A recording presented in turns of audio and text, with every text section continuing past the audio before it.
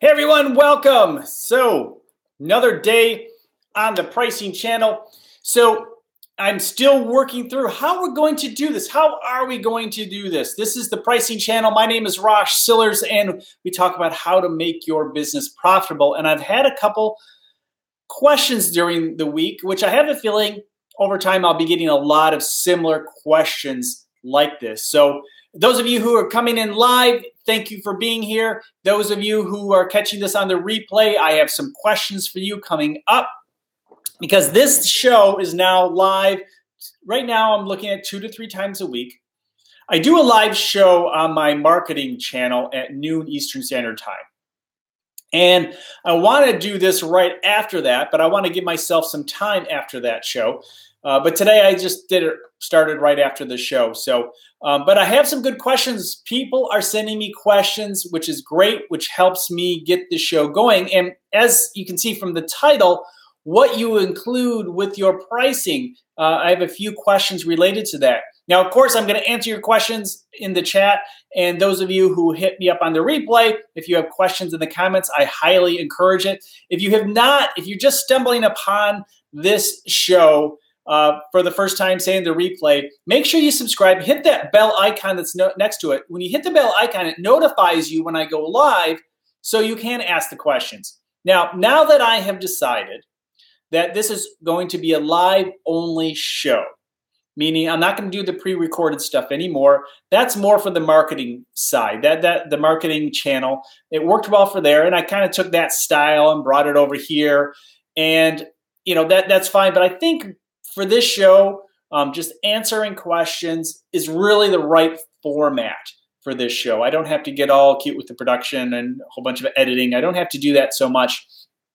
I just need to answer your questions and help you grow your photography business, which I'm sure over time will expand. I mean, meaning, yes, this is the pricing for photography show, and that's the core of this channel, but pricing in general will certainly come about, other business topics will certainly come about as we grow. So 2-3 times a week going live. I'm going to try different times during the day. Eventually, I would like to have a set schedule, and I will have a set schedule because that's really important. But I want to see, maybe the evenings are better for a lot of people, maybe earlier in the day. We'll see what comes about over time. So we're still experimental stage. We don't even have 1,000 subs yet, so that's great. This is the perfect time for a newer channel to experiment and figure out what works best for the audience. And so that's what we're doing. So Rosalie had a question, and it's about hourly and pricing, and she's wondering, do you put in your editing with your pricing, your hourly pricing? Now, I like per image pricing. Some people like to go hourly. Either's fine. But yes, you have to cover that time. So a lot of times, and this is part of the conversation, clients don't understand the editing part. They understand that you were there on location for an hour. What do you mean you want to charge me another few hours for editing? And that happens all the time. Some clients get it, some don't. Often, it depends on how much they deal with photographers. So if it's a family, and they have one child, one senior, that's it. It's the only time they may not understand. If they have 6 kids and this is the 5th one going through the process, they may understand a little bit better. Same with clients in the commercial world. It depends. If it's a business owner, it's the first time they're stepping out into the marketing world and hiring a photographer, they may not understand. For me, when I price my photography, I price it.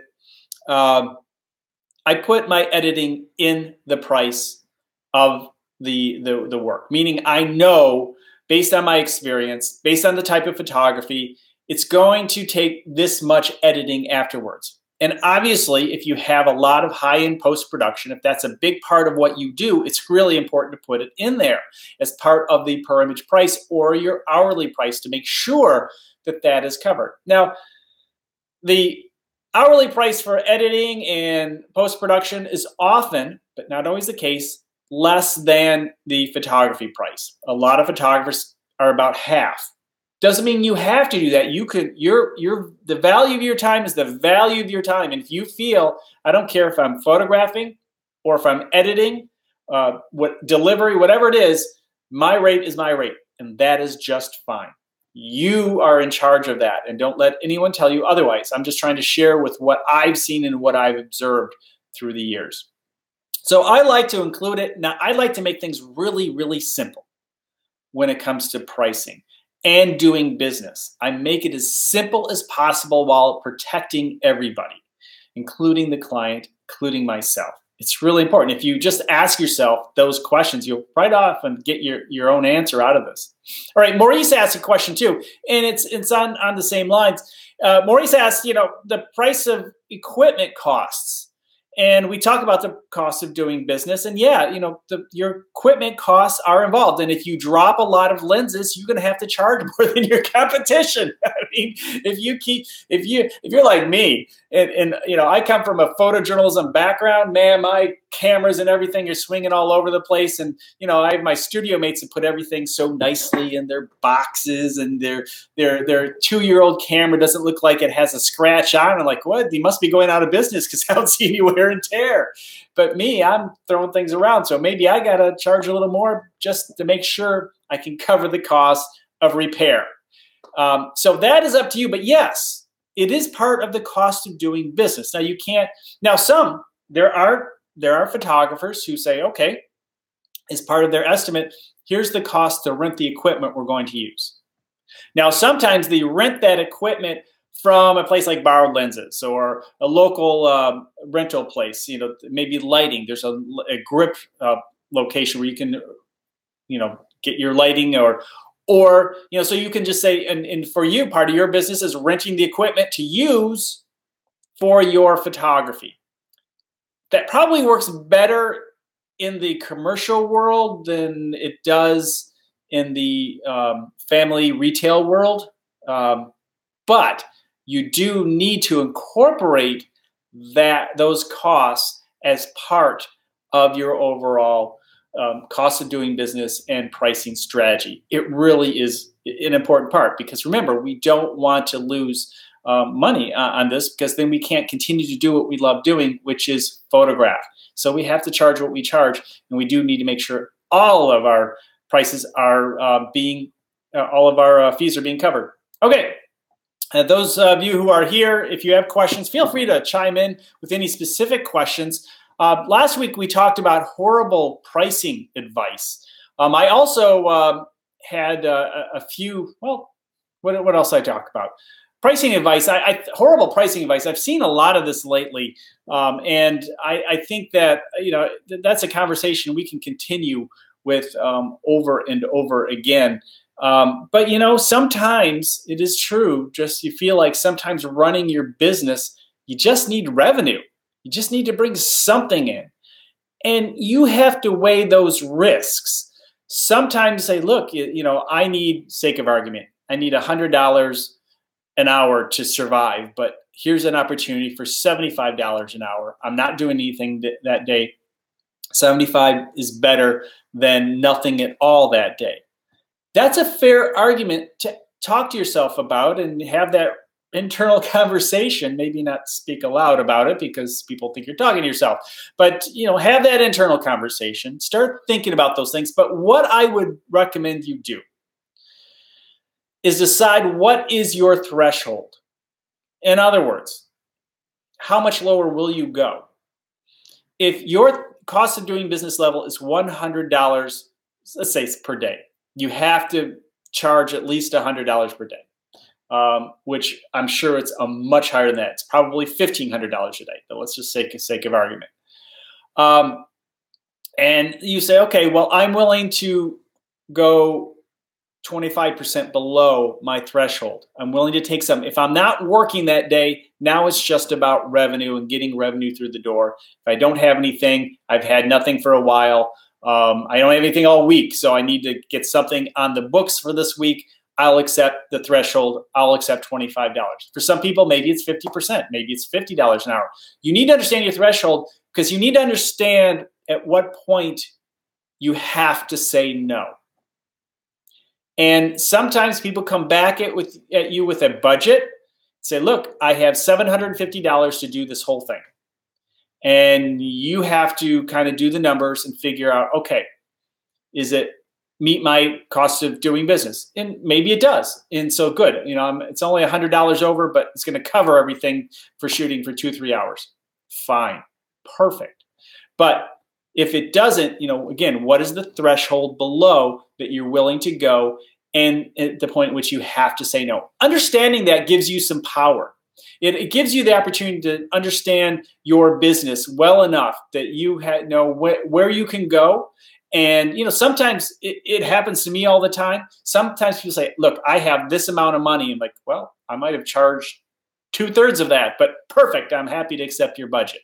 And that works too. It does work both ways. I find that quite often working both ways. But again, knowing where, you don't have to have any high limit unless there's a point of guilt. Like, okay, that's 6 times my normal price. But then when that happens, start thinking about the usage of the images.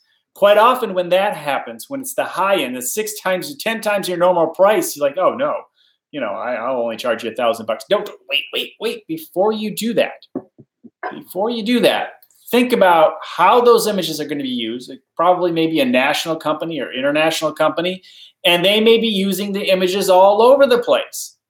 And if that's the case, the usage will justify those higher rates, because they wouldn't be offering you that rate if they weren't going to make money off of your photographs. So don't feel bad about it. But sometimes the first time that happens, a lot of photographers are kind of freaked out.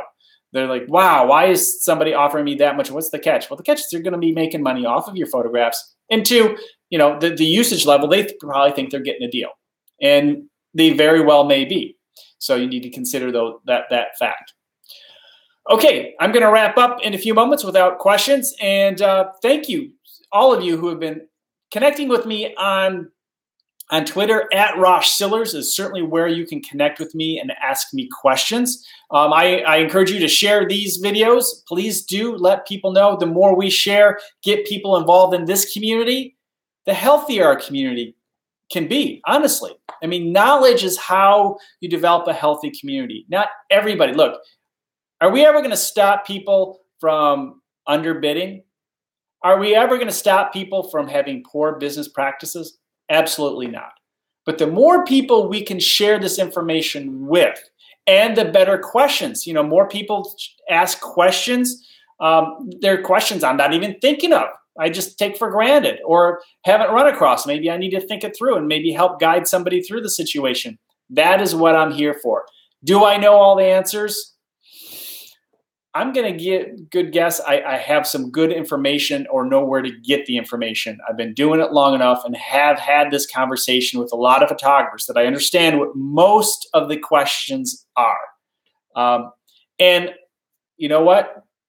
Despite that fact, I struggle with this all the time too. We all do. And the reason is emotion comes into play. And sometimes we just need to talk these things through. I have people who I talk these things through with too. I have team members say, okay, this came in. I really want this job, but is the budget right? Can we make this work? And sometimes you have to say no when you really want to say yes. And sometimes you say yes when you should have just said no. All right, that's it. You have a great week. I'll probably catch you again on Wednesday.